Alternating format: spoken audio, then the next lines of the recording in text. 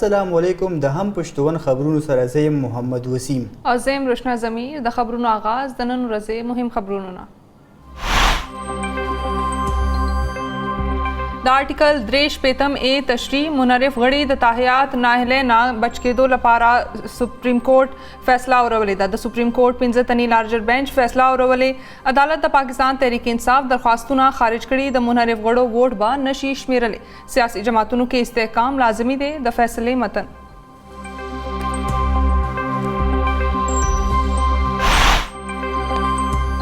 د وزیر اعظم شهباز شریف په مشرۍ کې د وفاقي کابینې اجلاس. وفاقي کابینې د نیب قانون تور قانون بللې.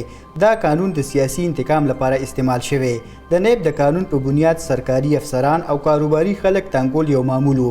د وفاقي کابینې غړو وینا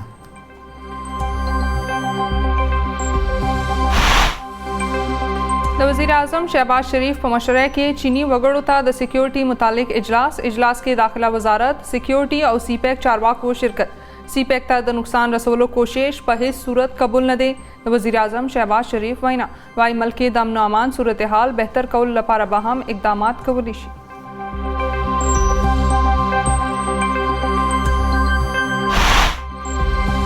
د قرض پروګرام بحالۍ لپاره د حکومت او IMF مذاکرات سبا کیږي. مذاکرات کې د شرکت لپاره د خزانه وزیر مفتي اسماعیل وفد سره دوحه ته رسیدلې. مذاکرات کې د قرض بل قسط فراهم کول متعلق به خبرې اترې کیږي.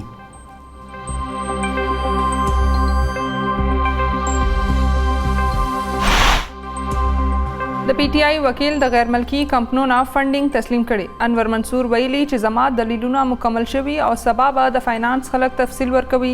د تحریک انصاف بانی رکن اکبر اس بابر اسلام آباد کې میډیا سره خبرې وايي پخوانی وزیر اعظم عمران خان د احتجاج په ذریعہ دباو اچولو سره د خپل مرزه فیصله غواړي.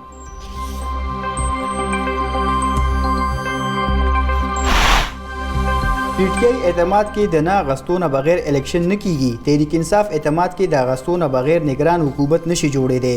د پخوانی وفاقي وزیر فواد چودھری وینا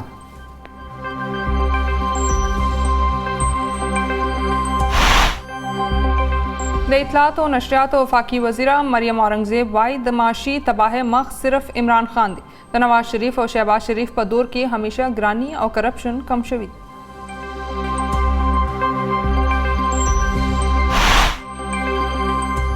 د ډالر قیمت په 200 روپو ته ځي. د پخوانی داخله وزیر شیخ رشید پیشنګوئی وايي پنجاب کې حکومت نشته الته کابینه نشي جوړېدی.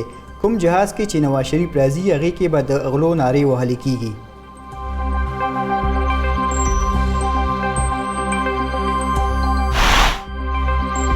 د ډالر په نرخ کې مسلسل اضافه. انټربینک مارکیټ کې ډالر نور 1 روپۍ او 2 پیسې ګران.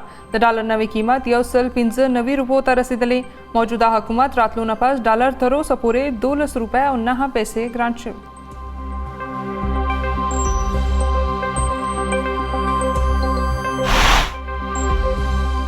سند های کورټ د خزانه پخوانی وزیر حفیظ شیخ 10 ورځو لپاره حفاظتي ضمانت منظور کړي. عدالت حفیظ شیخ ته د 1 لک روپو مچلکو جمع کولو حکم. حفیظ شیخ قومي خزانه ته د 11.25 میلیون ډالر نقصان رسولو الزام دی.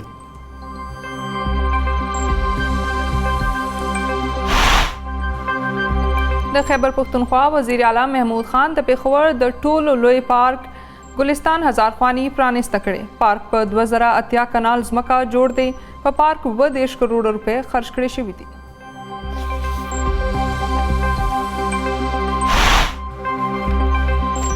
د پاکستان او افغانستان تاجرانو په کاروبار کې د سہولت لپاره په شمالي وزیرستان کې یو منډي جوړه شوې.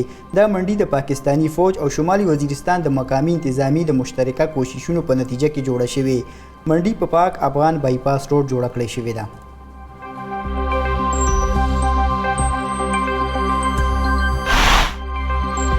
شمالي وزیرستان کې د سکیورټي فورسز کاروایی دوران 2 ترهګر وژل شوي. د وژل شوي ترهګرو نه وسله او ګوله بارود هم برآمد. د ISPR وینا وايي دغه ترهګر د علاقې ترهګرۍ کاروایانو کې ملوث وو.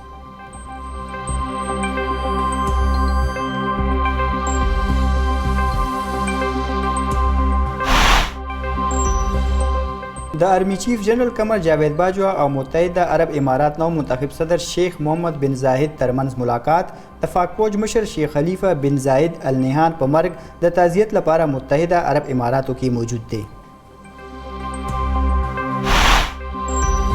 او فاکی سرخار اسلام آباد کې تیز هواګانو سره موسم خوشگوار د ګرمۍ زور مات بالای خیبر پختونخوا ګلګت بلتستان او کشمیر ځینې علاقو کې د باران امکان. د موسمیاتو محکمې پیشنګوئی وایي نن زیات نه زیات درجه حرارت جیکب آباد کې 48 ډیګري سینټیګریډ ریکارډ کړی شوی.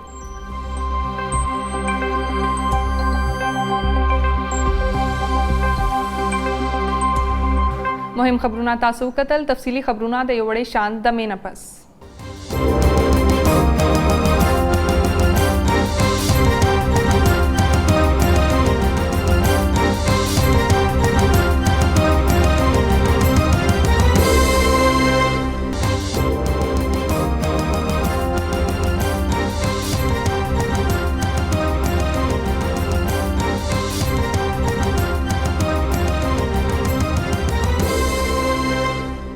خبرونو کې یو ځل بیا هرکلی او اوس د خبرونو تفصیل.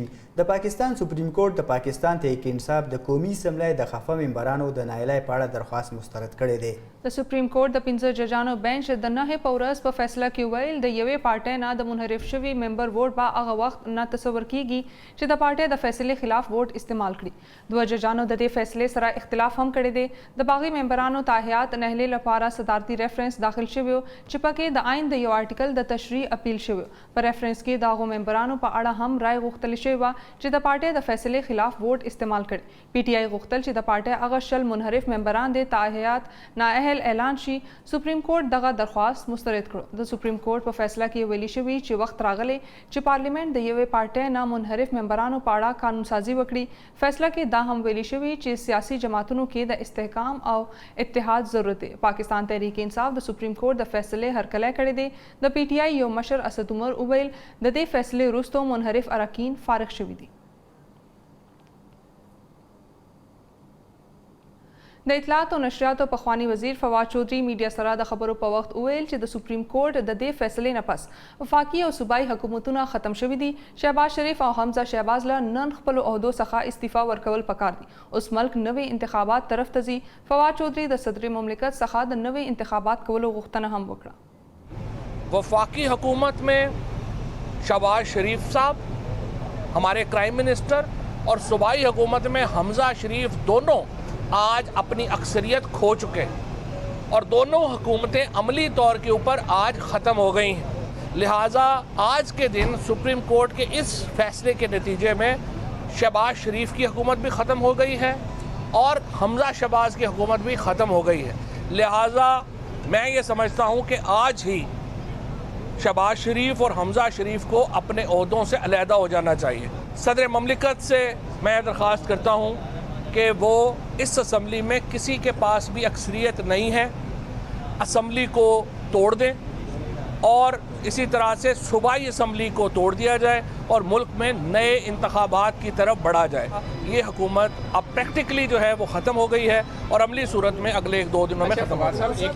यही फ़ैसला अगर पहले आ जाता तरीके अदम एतमाद से पहले तो शायद बेहतर होता. पाकिस्तान की मईशत को इन्होंने इतना नुकसान पहुंचाया, पाकिस्तान की मईशत की इन्होंने चोलें हिला दी हैं. हमारी जो तमाम एफर्ट थी इन्होंने महीनों में उनका बेड़ा गर्क किया और अल्लाह का शुक्र है कि ये जल्दी इनसे जान छूट गई है. अदरवाइज़ तो ये पाकिस्तान को बहुत ज़्यादा इन्होंने नुकसान जो है वो पहुंचाना था. इस वक्त पाकिस्तान एक नए इलेक्शंस की तरफ बढ़ रहा है. हमारा बुनियादी मुतालबा तो यही है कि हम इलेक्शन चाहते हैं. وفاقي کابینې د قومي اعتصاب بیرو یعنی نیب قانون تور قانون بللی او ویلي دي چې دا قانون د سیاسي انتقام لپاره استعمال شوی دی. د کابینې اجلاس د 9 په ورځ اسلام آباد کې د وزیر اعظم شهباز شریف په صدارت کې وشو. د وزیر اعظم دفتر نه جاری شوی یو بیان کې ویلي شوی چې کابینې کې د نیب په قانون کې د ترامیم په اړه تفصیلی خبرې وشي. د کابینې اراکینو ویل چې د نیب د قانون په بنیاد سرکاري افسران او کاروباري خلک تنګول یو معمولو د نیب قوانینو لامل افسران یریږي او فیصلې نشي کولی. د عمل ملک ته ډیر نقصان رسولی دی. کابینې د وزیر قانون په مشوره د یوې کمیټې د جوړولو فیصله هم وکړه چې د نیب قانون کې ترامیم تجویز کړي دي. په دې کمیټې کې به وکیلان، د بانکي نظام خلک अफसरान और द नूर शोबो कसान हम शामिल कड़ी शी। पखवानी वज़ीर आज़म इमरान खान वैली दी ची इम्पोर्टेड हुकूमत द यरिख कारशविदे कोहाट के जलसे ता द खिताब पवक द इमरान खान वैना वाच शहबाज शरीफ ता द वज़ीर आज़म जोड़े दो डेर शौको और नन आगा गिर शविदे। ये इम्पोर्टेड हुकूमत खौफजदा है क्योंकि इनको हुक्म मिला है, जिधर से ये इम्पोर्ट हुए हैं उधर से हुक्म मिला है कि पेट्रोल और फजल रहमान की कीमत बढ़ाई जाए। चेरी ब्लॉसम शहबाज शरीफ को वजीर आजम बनने का, इसको बड़ा शौक था वजीर आजम बनने का, क्योंकि इससे पहले बड़ा भाई वजीर आजम था 3 दफा। बड़ी देर की इसने अचकन सलवाई हुई थी। कोहाट के नौजवानों, इसने बड़ी मेहनत की है वजीर आजम बनने के लिए। एक ऐसा आदमी है जिसकी पैसा बीमारी है, जिसका नाम जरदारी है।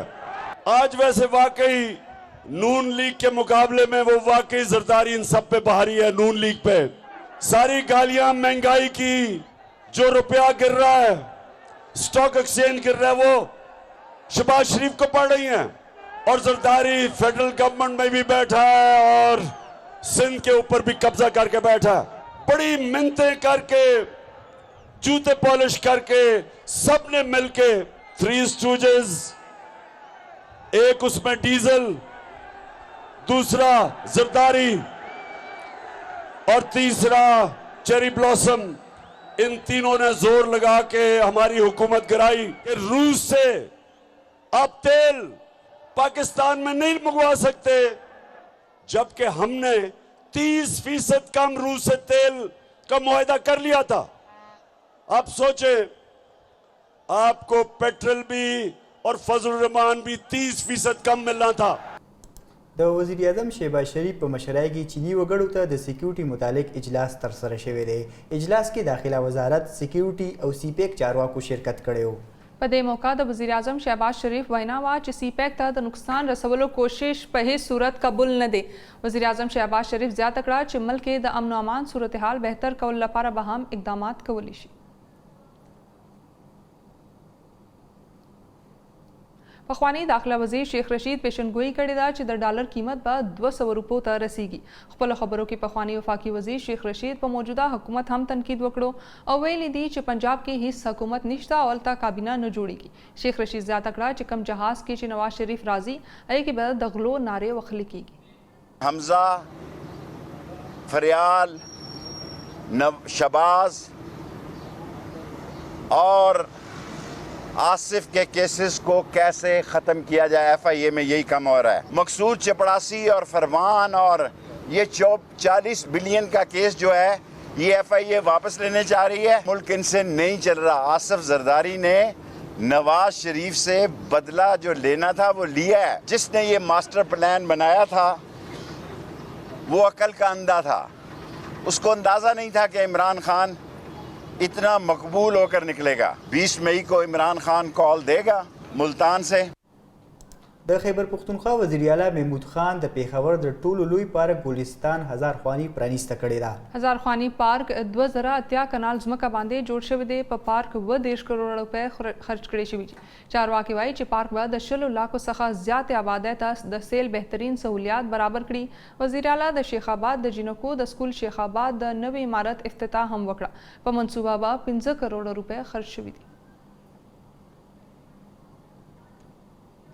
د خیبر پختونخوا د اطلاعات او معاون خصوصي بیرسټر سیف ویلي دي چې په پیښور کې د خیبر پختونخوا حکومت د احساس کفالت پروګرام د جاري ساتلو فیصله کړې ده. هغه ویل چې موږ د بېنظیر انکم سپورټ پروګرام برخه نه او نه موږ غواړو چې د وفاق د هیڅ یو پروګرام برخه جوړ شو.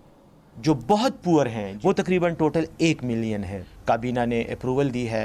वो इंसाफ फूड कार्ड है। जो गरीब घराने हैं उनको एक ख़ास रेट के तहत जो है वो फ्री वो मिलेगा। खैबर पख्तूनख्वा की हुकूमत ने आज 71वें इजलास में 1.2 से बढ़ाकर 1.4 मेट्रिक टन जो है इसकी रिक्वेस्ट की है और काबीना ने उसको अप्रूव किया है। इंशाल्लाह कोई शॉर्टेज नहीं होगी और हम बाकायदगी के साथ अपनी जो रिक्वायरमेंट है खैबर पख्तूनख्वा की वो हम पूरी करेंगे। د پاکستان فوج وایي شمالي وزیرستان کې د ناقانونه تحریک طالبان پاکستان دوه اهم او مطلوب کمانډران وژلي دي. د 9 په ورځ فوج په یو بیان کې ویل چې د شمالي وزیرستان په بویا سیمه کې د تیر شپه د ترهګرو پر ضد عملیات وشول. د اپریشن په موقع د ډزو تبادله وشوه او په نتیجه کې دوه دهشتګرد وژل شول. وژل شوو کمانډرانو کې رشید او عبدالسلام شامل وو.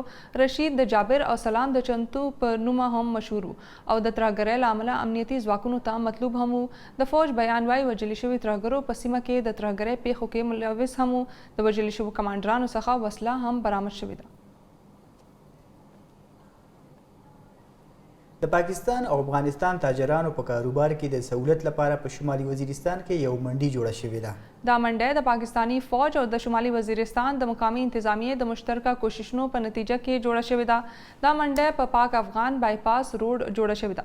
افتتاحي تقریب کې ایډیشنل ډپټي کمشنر دولت خان اسیر عثمانزی، اسسټنټ کمشنر شوکت علي، ډي اس پی شیرولی خان، علاقائی مشرانو په ګڼ شمیر کې شرکت وکړو. مقامی خلک وایي چې منډه به شمالي وزیرستان کې کاروباري سرګرمو کې مثبت بدلون راولي. د افتتاح په موقع مقامی خلکو د پاک فوج او سیول انتظامیې د اقداماتو ستاینه وکړه. هغوی ویل چې د منډې په جوړولو کې جی سی او 7 ډیویژن میجر جنرال محمد نعیم اختر او ډپټي کمشنر شمالي وزیرستان شاهد علي خان اهم رول ادا کړی دی. د ضلع خیبر سیبی لنډي کوتل په باچا خان چوک کې د صافي خادم افریدي د گرفتارۍ په ضد لنډي کوتل پریس کلب د سوري لاندې احتجاجي مظاهره شوې چې پکې ګڼ شمېر صافیانو په شمول سیاسي او سماجي مشرانو شرکت وکړو. نور تفصیل د جواد شنواري په دې رپورټ کې. ورځ باډې پریس کلب صدر او سینیر صحافي خادم خان افریدي د پولیسو له اړخه گرفتار شوی. تیر ورځ پېښور پریس کلب او باب خیبر په مقام او باډه چوک کې احتجاجي مظاهره وشوه. اوس هم په لنډي کوتل بازار کې مظاهره وشوه. دې په هکله به صحافیانو سره خبرې اترې کوو چې دوی څه وایي په دې هکله. بالکل موږ شدید مزاحمت کوو ځکه چې اوس باچا خان چوک باندې ویني چې ټول جرنالیست راغونډ دي او سره سیاسي سماجي خلک راغونډ دي او دغه واقعي غندنه کوي ځکه چې په صحافت باندې چې پابندي ولګي او بیا په قبایلی علاقو کې چې ماته چې اوس دغه قبایلی علاقې په خیبر پختونخوا کې زم شوي دي. دوی به دې پسې اسلام آباد ته هم ځي، پارلیمان مخې ته به هم کینی او هر هغه قانوني لار به اختیاروي چې خادم افریدی رها شي. خادم افریدی چې کوم دی هغه بې ګناه نیول شوی دی. زمونږ به تر دغې پورې په روډونو په چوکونو او په هر ځای کې تر دې پورې چې د اسلام آباد ډي چوک او اسلام آباد پریس کلب مخې ته به هم مونږ احتجاجونه کړو تر څو پورې چې خادم افریدي رها شوی نه وي. صحافیان چې پرامن خلک دي که چېرته سیاسي تعداد کس مطلوب ویل یا خبره وای نو دی غوښتی شو ښایسته طریقه باندې ورغلی به ورته داسې بغیر فایر نه اوچتېده. دا سی ټي ډي غونډهګردي ده، دا موږ بالکل نامنظور ده. موږ ته ګرانو کتونکو تاسو صحافیانو خبرې واورئ. دوی دا وینا وه چې زر تر زره د خادم افریدی رها کړي چې که رها نه کړی شو نو دوی به د پاک افغان شعرا او د پېښور او اسلام آباد پریس کلبونو مخو ته احتجاجي مظاهرې کوي. هم پښتون خبرونو کې اوس وخت شوی د یو وړې شان دمې.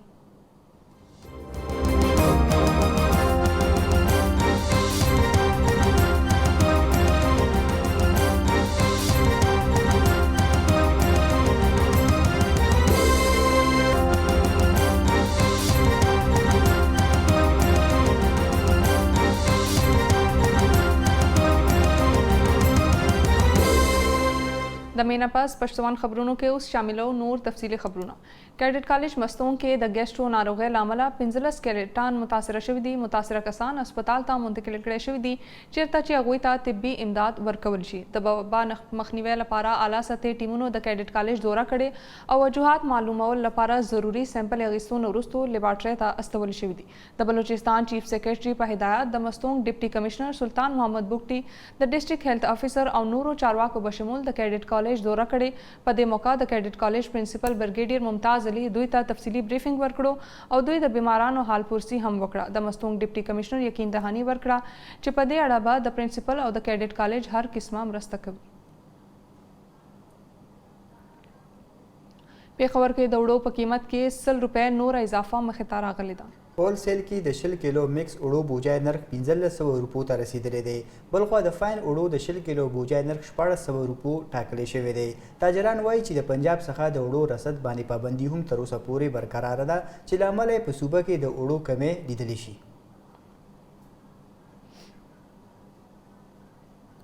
ډالر کې مسلسل اضافه روانه ده. انټر بانک کې ډالر نور 1 روپۍ او 2 پیسې ګران شوی دی. د زریو تر مخه د ډالر نوی قیمت 195 روپو ته رسیدلی دی. موجوده حکومت راتلو نه پس ډالر تر اوسه پورې 12 روپۍ او 9 پیسې ګران شوی. یاد دی وی چې د ډالر په مقابله کې د روپۍ قدر مسلسل کمیږي. د ډالر قیمت کې زیاتوالی سره ګرانۍ کې هم اضافه شوې ده. کابل کې د اقوام متحده د دفتر یوناما مشر ډیبورا لاینز ویلي دي چې هیڅ څوک په افغانستان کې د جنگ او جنگي ډلو حمایت نه کوي. د افغان خارجه وزیر امیر خان متقي سره په ملاقات کې د اقوام متحده استازي وویل څوک هم په افغانستان کې عدم استحکام د افغانستان په ګټه نه ګڼي. افغان خارجه وزیر میرمن لاینز ته په افغانستان کې د تازه رامنځته شوي مسایلو په اړه معلومات ورکړل چې پکې د حجاب او نشایي مواد خلاف د فیصلو په اړه وضاحتونه هم شامل. ښاغلي متقي ورته یادونه وکړه چې اقوام متحده او نړۍ ته د افغانستان په اړه حقایق لکه امنیت، د بدعنوانۍ مخنیوی، د داعش او نشایي مواد ختمول په سنجیدګۍ طرف ته ورسوي. میرمن لاینز غوښتنه وکړه چې د افغانستان ترقۍ لپاره به مشترکه کوششونه کوو او د یو میکانیزم د لارې به راتلونکي مسایل حل کړو. هم پښتون یو بل اعزاز ترلاسه کړی دی. د ټي وي ایم لخوا جوړه کړی شوی ایوارډ دستوره کې د هم پښتون پروډیوسر عاطف خان او د مارننګ شو کوربنه نجیبه فیض ته په غوره کارکردګۍ ایوارډونه ورکړی شوي دي. نور تفصیل د محمد عثمان. د ټي وي ایم لخوا دغه په پیښور کې دویم سالانه ایوارډ شو کېږي چې پکې د مختلفو شعبو سره تړلي چې کوم خلک دي د هغې د خدماتو په هغه کې هغې ته ایوارډز ملاویږي. موږ سره د هم پښتون زموږ پروډیوسر عاطف خان موجود دی. دوی ته هم ایوارډ ملاو شوی. دوی سره تپوس کو دی نه چې تاسو ته په کومه کیټګري کې ایوارډ ملاو شو. عاطف دا راته ووایي چې تاسو ته هم ایوارډ ملاو شو ورسره چې تاسو کومه اینکر پرسن د تاسو کومه شو کوئ نجیبه فیض هغې ته هم ملاو شو. تاسو ته په کومه کیټګري کې ملاو شو هغې ته؟ تھینک یو ویری مچ عثمان. او هم پښتونوم دلته ریپرزینټ کوم. خو ما ته چې کوم ایوارډ ملاو شي زه د ډېرې مودې نه لایف ټرانسمیشنز کوم.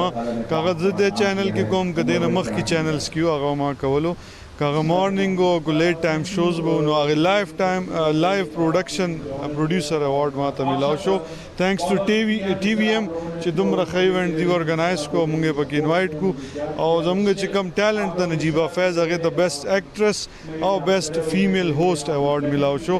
هغه ریسنټلی موږ سره په خیر پښتونخوا پروګرام کوي د نمخ کې په خیر رمضان کې هغه موږ سره شریک و او نو ډاوټ شي از ا ویری ګډ هوست. زه د هغې د پروګرام پروډیوسر یم. هغه زما اوس موږ دواړه دلته انفارچونیټلی هغې ته تللو نو هغه لاړه هغې په ځای به زه ټي وي ایم ته تھینک یو یم. تھینک یو عثمان جی. څنګه چې تاسو د عاطف خبرې واورېدې بالکل داسې انیشیټیو یا داسې پروګرامونه چې دي نو چې کوم نوی ټیلنټ دی او په مختلفو شعبو کې چې د چا خدمات دي نو د هغې دپاره ضروري دی.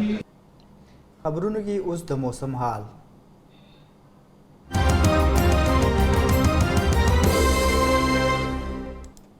وفاقي سرخار اسلام آباد کې تیز هواګانو سره موسم خوشګوار شوی دی او د ګرمۍ زور مات شوی دی. بالای خیبر پختونخوا، ګلګت بلتستان او کشمیر ځینې علاقو کې د باران امکان دی. د موسمیاتو محکمې مطابق نن زیات نه زیات درجه حرارت جګب آباد کې 48 ډګري سینټیګریډ ریکارډ کړی شوی دی.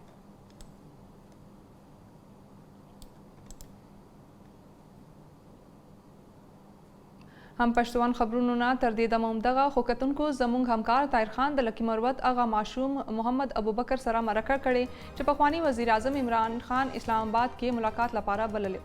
تاسو ابوبکر سره دغه مختصر مرکه په هم پښتون وګورئ.